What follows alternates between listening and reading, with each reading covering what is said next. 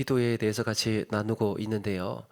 우리 지난 시간에 보았던 것처럼 기도에 있어서 이 회개가 얼마나 중요한지를 살펴봤습니다. 회개가 없는 기도는 죄사함에 대한 확신이 없는 상태에서 기도하는 것이기 때문에 끊임없는 죄책감, 수치심, 그리고 자기 혐오 이런 것들에 시달린다라고 했습니다. 하나님께서 기쁘시게 흠양하실 만한 기도는 우리가 할 수 없는 것이 되죠. 이것은 결국 응답에 대한 확신이 없는 기도로 이어질 수 있고, 회개 없는 기도는 기도에 매우 큰 장애물이 됩니다. 그래서 회개는 우리의 신앙생활에서 또 기도생활에서 반드시 있어야 하는 것이다라는 겁니다. 이에 대해서 참된 회개를 방해하는 내적인 장애물 두 가지를 말씀드렸죠. 그게 자기 연민과 자기 자비였습니다. 복습을 하는 느낌으로 자기 연민의 특징은 자기를 비참하게 여긴 나머지 끊임없이 자기를 죄인으로 몰아가는 겁니다. 이럴 때는 죄사함의 은혜가 전적으로 하나님께 있음을 기억하고 그 은혜에 의지해서 믿음으로 붙들어야 됩니다. 하나님께서 나를 죄사함을 주셨다, 이런 은혜를 주셨다. 그리고 반대는 자기 자비였습니다. 자기 자비는 자신을 과도하게 이해하고 배려한 나머지 죄에 대해서 둔감한 감각을 갖고 있습니다. 이 역시 판단하시는 이는 하나님께 있음을 알고 하나하나의 잘못이 아니지요. 전인격적인 죄인임을 시인하는 것이 중요하다라는 말씀을 드렸습니다. 이 두 유형의 공통점이 뭐라고 했습니까? 자기 스스로가 죄인 혹은 또 무죄라는 이런 판단하는 교만에서 시작되는 둘 다 태도들이었습니다. 이런 경향은 어느 쪽이 더 좋다 또 더 나쁘다 할 것이 없이 또 모두가 다 조금씩 가지고 있는 거였습니다.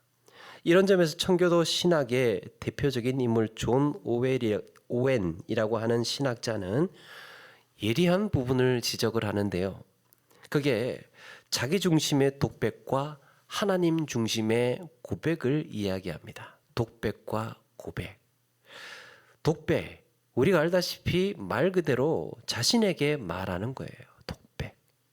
이 독백은 죄를 깨닫고 슬퍼하는 것까지는 좋은데 자신에게 죄책을 묻고 스스로에게 가혹하게 처벌하는 겁니다.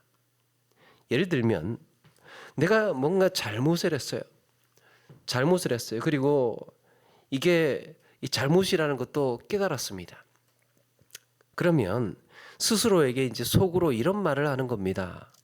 와, 왜 그랬어? 이 자책을 하는 거죠. 자기 스스로에게. 왜 그랬어? 정말 이럴 거야. 스스로에게 그렇게 말하는 거예요. 그러면서 너 이것밖에 안 돼. 계속 이러다가 정말 끝이 나는 수가 있어. 스스로에게 그렇게 경고를 주는 거예요. 자신을 율법적으로 정죄하고 죄의 결과에 대해서 두려움을 갖습니다. 너 이러다 큰일 나. 죄를 대하는 태도가 자기 중심적입니다. 그런데 여러분, 여기에는 참 이게 미묘한 느낌이 있어요. 자기 중심적인 독백은 스스로에게 책임을 묻고 자기 마음을 자기가 괴롭힙니다. 이 말은 나는 원래 완전한 사람이라는 거예요. 이게 전제가 되어 있습니다. 나는 잘못이라는 걸 하지 않는데 왜 그랬냐 이러는 거죠. 그런 실수를 했느냐는 거예요. 그게 자기를 향해서 스스로 자책하는 자기 중심적인. 그런가 하면 하나님 중심적인 고백을 말합니다. 하나님 중심적인 고백은 자기는 원래 비참한 죄인이라는 태도에서 출발합니다. 그리고 고백의 대상이 하나님이에요. 그래서 어째서 주님의 사랑을 이렇게 외면하고 있는 겁니까? 하나님을 향합니다. 하나님의 영광을 버리고 오신 주님 앞에 왜 나는 내 영광을 내려놓지 못하고 내 자랑, 내 교만을 붙들고 있는 겁니까? 주님은 내 죄를 사하셨는데 나는 왜 용서가 안 되는 걸까요? 죄에 대한 평가를 자신이 하지 않고 주님의 인격에, 주님께서 하신 사역에 의존해서 하나님을 향해서 고백하면서 하나님께 의존하는 거죠. 영국의 신학자 리처드 시브스라는 사람은 회개를 이렇게 말합니다. 회개란 고개를 떨구는 정도가 아니라 죄를 짓고 나서 느끼는 괴로움이 징벌보다 더 혐오스러워지도록 마음을 움직여가는 것이다. 그게 뭔 말이냐? 죄를 지었기 때문에 이제 형벌을 받아야 된다. 징벌을 받아야 된다. 처벌이 얼마나 힘들고 괴로울까? 이 처벌이. 이런 생각이 아니라 죄를 짓고 나서 느끼는 괴로움. 내가 죄를 지었다는 그 자체 말이에요. 그 자체가 더 끔찍하게 여겨져야 한다는 말이에요. 그러니까 죄는 나쁜 거다. 죄는 위험하다. 죄는 잘못하면 처벌을 받는다. 이런 시각보다 이런 죄가 우리 주님을 얼마나 슬프게 하는 것인지를 점검해야 한다는 겁니다. 예를 들면 신호 위반을 예를 들어서 한번 생각을 해보면, 이 차를 운전해 가다가 사람이 잘 다니지 않고 한적한 도로에서 신호에 걸렸어요. 그러면 우리는 생각을 합니다. 그냥 지나갈까? 이때 이제 차를 멈추게 하는 데에는 두 가지 마음이 있습니다. 하나는 신호 위반은 나쁜 거야. 왜? 그렇게 배웠으니까. 나쁘다는 생각을, 신호 위반을 나쁘다는 생각. 잘못하면 위반하면 범칙금 낼 수도 있다. 이런 생각을 가지는데 이제 이런 마음은 좀 힘이 좀 약해요. 위반할 가능성도 좀 큽니다. 그러다가 이제 급하면 벌금 내지 뭐 하면서 그렇게 지나가 버리는 거예요. 여러분, 죄를 지을 때요, 그게 나쁜 거 몰라서 죄를 짓겠습니까? 다 사정이 있고 사연이 있고 통제가 안 되고 그럴 수밖에 없는 상황이다 보니까 부득이 할 때가 많습니다. 그런가 하면 또 하나의 마음은 이게 좀 더 성숙한 생각인데, 신호 위반이 나쁘고 잘못된 것이라는 생각은 물론이고 혹은 이게 그러면서 혹시 이게 습관이 돼서 내가 나도 모르게 무심코 어기게 되는 건 아닌가. 또 만에 하나라도 누가 다치기라도 하면 어쩌나, 이런 배려. 그러면서 이것도 일종의 약속인데 나부터 이렇게 사소한 규칙을 지켜야 되지 않을까, 이런 도덕성. 그래서 자기중심적인 사고에서 이제는 좀 더 시야를 넓혀서 타인을 생각하고 있는 겁니다.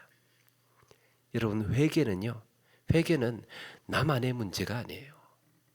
내가 처벌받느냐 마느냐 하는 문제 정도가 아니라 주님의 마음을 근심하게 하는가, 아프게 하는가, 마는가 하는 문제이기도 합니다. 이런 마음이 우리에게 회개가 더 필요한 더 큰 이유여야 한다는 겁니다. 시험을 치면 이 체벌이 있었잖아요. 체벌이. 그래서 시험을 잘 쳐야 되겠다 생각을 할 때 안 맞기 위해서 잘 쳐야 되겠다 생각하지는 않잖아요. 어린 마음은 그럴 수 있지만 우리가 좀 더 성숙하고 좀 더 이 고차원적인 생각을 하려면 안 맞으려고 시험 잘 쳐야 되겠다 생각하지 않지 않습니까? 다시 말해서 죄의 문제도 이런 겁니다. 죄의 문제도 죄를 지으면 지옥 가. 물론 맞는 말이에요. 죄를 지으면 지옥 가. 우리는 이제 이런 수준을 뛰어넘자는 거죠. 이게 아니라 내가 죄의 노예가 되면 주님을 사랑하는 것이 아니고 우리 주님을 근심하게 만들고 슬프게 만드는 일이고 영원히 주님과 함께 할 수 없게 된다. 이런 두려움이 더 커야 한다는 겁니다. 회개는 처벌 안 받는 게 목적이 아니에요. 처벌 안 받는 게 목적이 아니라 내가 변화되어서 하나님과의 관계의 회복이 목적이라는 겁니다. 그래서 우리가 기도할 때 회개의 고백이 필요한데요. 경건한 지혜자들은 이것을 하나님을 의식한 자기 점검이라고 했습니다. 자기 점검, 자기를 돌아보는 거죠.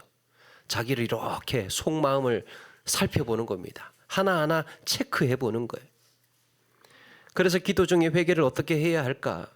나는 무엇으로 나를 점검할 것인가? 어쩌면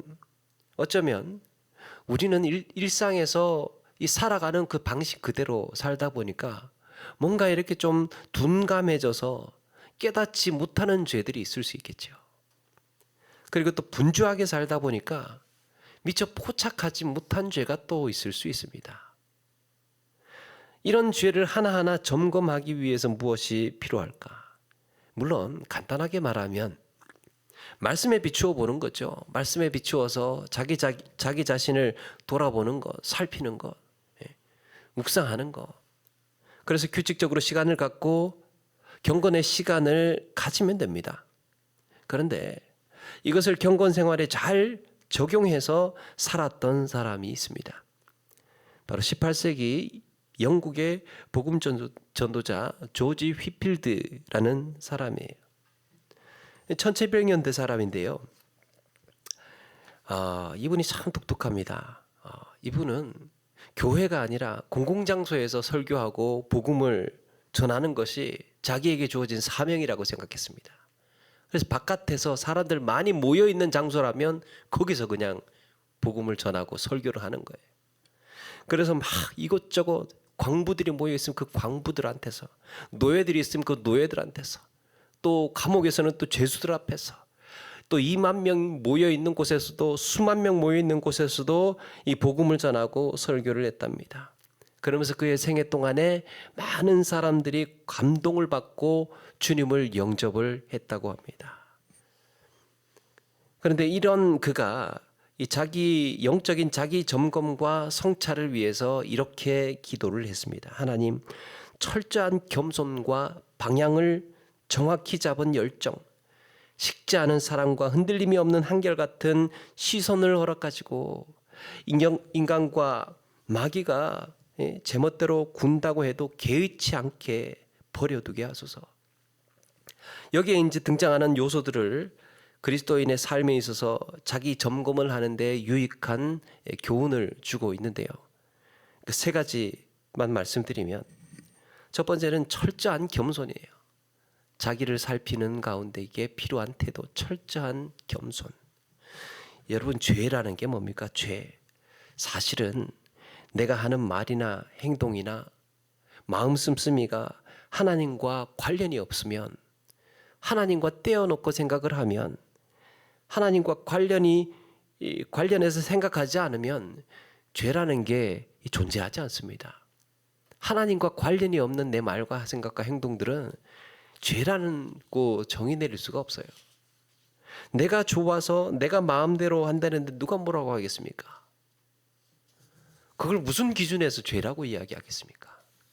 그런데 오늘 말씀에도 시인은 악인의 형통함을 이렇게 보고 있습니다.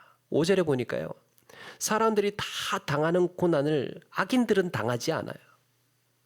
그 흔한 재앙도 악인들만 피해갑니다. 어쩜 그렇게 나쁜 사람들이 재앙을 받지 않고 고난 당하지 않고 저렇게 피해가는지, 저렇게 잘 되려고 잘 살고 있는지 그걸 보고 있어요. 그들은 밑에 보니까 교만을 목걸이처럼 메고 있고, 그 자랑이라는 거죠. 목걸이. 교만이 자기의 자랑이에요. 포악함을 옷으로 삼고 있습니다. 나 이런 사람이야. 그 포악함이 아예 몸에 배어 있고 자기를 드러내는 표시가 되는 거지요. 그렇게 시련도 없고 아픔도 없고 하는 일마다 어떻게 그렇게 잘 되고 승승장구해 가는지 하늘 높은 줄 모르고 올라가기만 합니다. 그런 악인들을 보고 있는 거예요. 그렇게 교만이 극에 달하는 자들이 하는 말이 뭐라는 겁니까? 11절에 보니까요. 하나님이 어찌 알랴? 지존자에게 지식이 있으랴? 이런 말을 하고 있습니다. 악인들은 결국 하나님을 의식하지 않게 됩니다. 잘 되네. 내 마음대로 그냥 내가 생각했던 대로 내 욕심대로 했더니 그냥 다 풀리네. 하나도 걸림돌 없고 장애물 없이 술술 잘 통하네. 그러면서 나중에 결국 생각하는 것이 하나님이 다 계신다고 해도 그거 다 아시겠어? 이렇게 된다는 거죠. 하나님을 비하하기 시작하고 하나님을 의식하지 않기 시작하고 이런 생각을 한다는 겁니다. 그래서 여러분, 모든 죄는 교만과 관련이 있습니다. 그래서 우리는 100% 죄인이라는 철저한 겸손한 태도로 자신을 돌아보아야 한다는 거예요. 내가 하나님을 가볍게 보면서 살았던 것은 아닌가? 자기 점검 중에, 자기를 묵상하는 중에, 내가 하나님을 가볍게 보면서 하나님을 쉽게 보면서 살았던 것은 아닌가? 내 생각 중에 혹시 내가 남을 얕잡아 보면서 본 적은 없었는가? 이게 같은 거예요. 하나님을 보는 태도와 사람을 보는 태도. 누군가에게 비판을 받았을 때 불쾌해하지는 않았는가? 누군가 나를 모욕하거나 무시를 당한다고 느낄 때 그걸 견디지 못하고 내가 분노했던가? 받아들이지를 못하는 거죠. 그러면 어떻게 해야 될까? 나 역시 죄인이기 때문에 남을 무시하는 이런 마음이 줄어들기를 기도해야 되겠죠. 나는 세상에서 아무도 함부로 볼 수 있는 사람이 없어.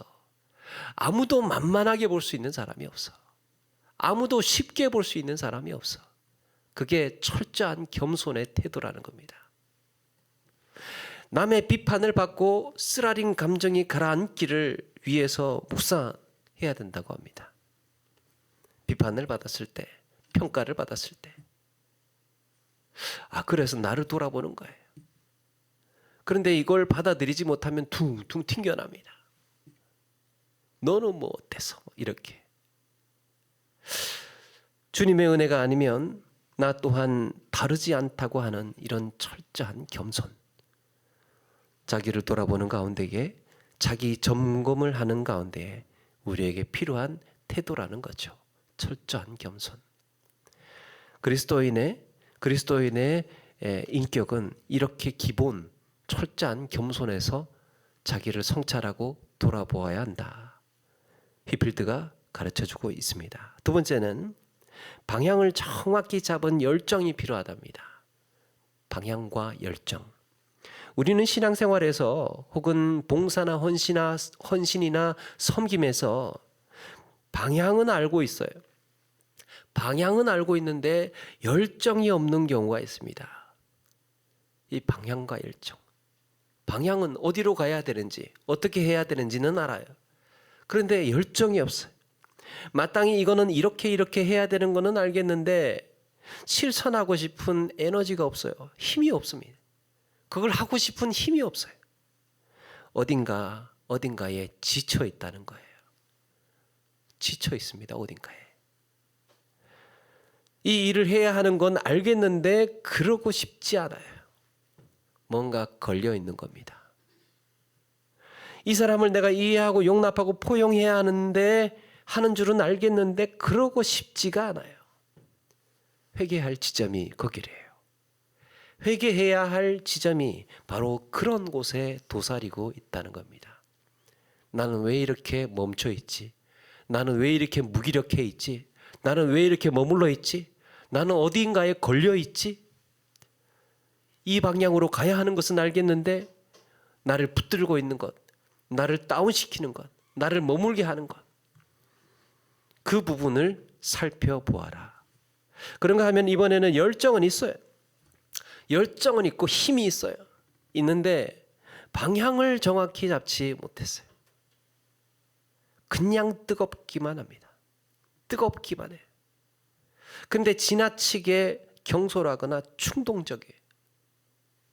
어디로 어떻게 튈지 모릅니다. 방향을 모르는 열정은요, 나중에 대형 사고가 터지기가 쉽습니다.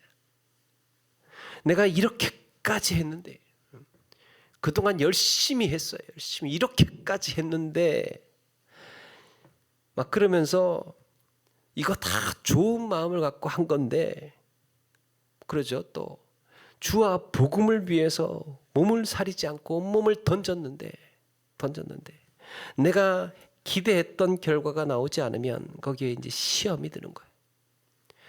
열정은 있었는데 나도 모르게 다른 목적을 향해서 달리고 있었던 겁니다. 그런데 그러면 무너진다는 거예요.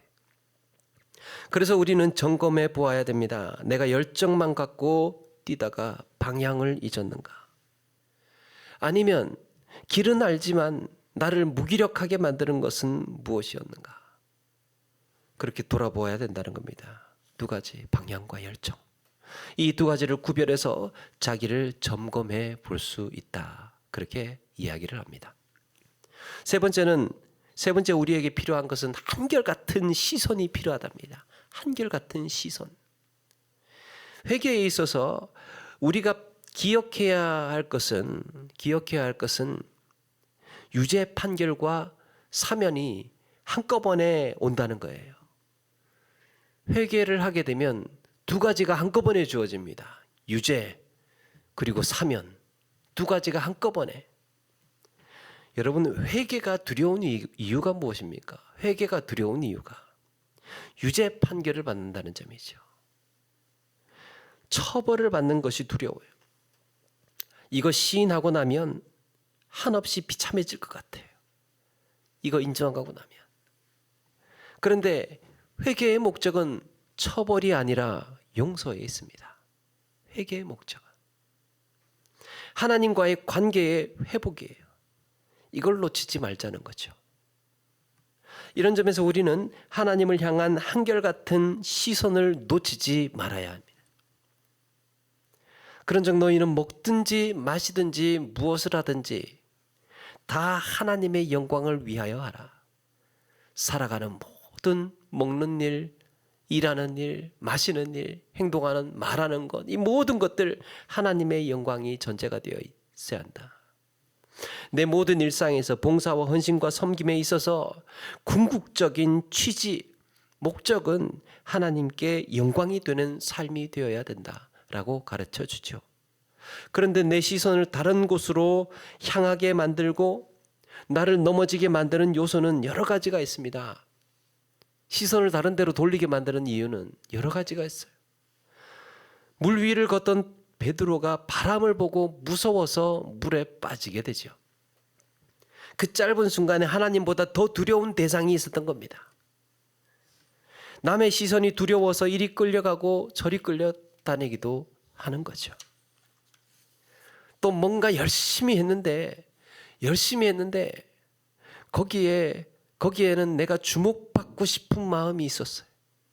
열심히 했는데 인정받고 싶은 욕구가 섞여 있었습니다. 그게 만족이 안 되니까 실망이 오고 시험이 오는 거고, 칭찬받고 싶은 갈망이 섞여 있었다면 실망하고 넘어진다는 거예요. 하나님을 의식하지 않고 누군가를 시샘하거나 미워하는 눈길로 바라보는 건 역시 하나님에 대한 줄기찬 시선을 놓치지 않는 그 태도가 우리에게 필요하다라고 말합니다. 이렇게 하나님을 향한 시선을 놓치는 순간 수많은 시험이나 죄에 노출되기가 쉽다라는 겁니다. 하나님에게서 눈을 다른 데로 돌렸을 때 시험에 들거나 죄에 노출되기가 쉽다. 그래서 우리는 자기 점검이 필요할 때 나는 과연 무엇을 보고 있는가? 내가 바라보는 목적, 내가 바라본 의도는 무엇인가? 거기에 집중해 보라는 겁니다. 어디에 한눈이 팔려 있는가? 이런 요소들을 요소들을 염두에 두고 스스로에게 물어보아야 한다는 겁니다. 근데 교육학의 아버지라 불리는 미국의 철학자 존 듀이라는 사람이 이런 말을 남겼습니다. 우리는 경험을 통해 배우는 것이 아니다. 경험을 성찰하는 것을 통해 배운다. 이것을 조금 바꾸어서 말하면 이렇게도 할 수 있을 것 같습니다. 우리는 많은 봉사와 섬김의 신앙생활을 통해서 성장하는 것이 아니다. 많은 신앙생활과 많은 섬김과 봉사를 통해서 신앙이 성장하는 것이 아니다. 그 과정을 통해서, 그 과정에서 어쩌면 내게 있었던 교만과 욕심의 순간들을 성찰하고 고백하고 다듬어가는 과정을 통해서 우리는 성장하고 성숙해 간다. 그냥 내가 하던 생각, 내가 하던 방식으로, 내가 원래 하던 그대로 똑같이 어제와 같이 봉사하고 어제와 같이 섬기고 어제와 같이 헌신하고 그렇게 똑같이 하면 많아도 큰 의미가 없다는 거예요.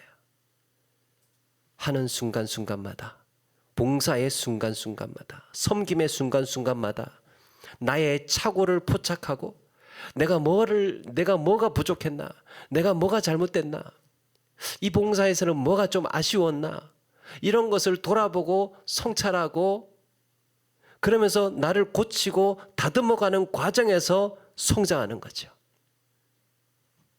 여러분, 우리는 신앙생활에서 오랜 시간도 아름답지만, 오래 신앙생활을 한 것도 아름답지만 더 많이 울고 더 많이 고치고 더 많이 다듬어가는 시간이 필요한 줄로 믿습니다. 내가 해왔던 방식대로, 내가 아는 대로만 고수하는 삶이 아니라 철저한 겸손이 밑바탕 된 가운데에 묵상과 자기 점검을 통해서 하루하루 변화를 고민하고 그렇게 몸부림치는 가운데에 우리는 달라지고 성장하고 성숙하게 될 줄로 믿습니다. 세 가지. 철저한 겸손, 그리고 방향과 열정. 방향은 맞았으나 식어진 열정, 무엇이 문제인가를 살피고, 열정은 좋지만 내가 방향이 옳았을까? 그리고 또 한 가지, 한결같은 시선, 하나님을 향한 시선을 놓치지 않으리라. 놓치는 순간, 목적이 달라지는 순간, 의도가 달라지는 순간 우리는 시험에 빠지고 죄에 노출될 수 있다. 이 세 가지를 우리 늘 의식하면서 조지 휘필드라는 경건한 또 신앙의 선진이 그렇게 아름답게 하나님께 힘있게 쓰임을 받았던 것처럼 우리도 그렇게 아름다운 믿음의 삶을 살아가시는 저와 여러분 되기를 주의 이름으로 축원합니다.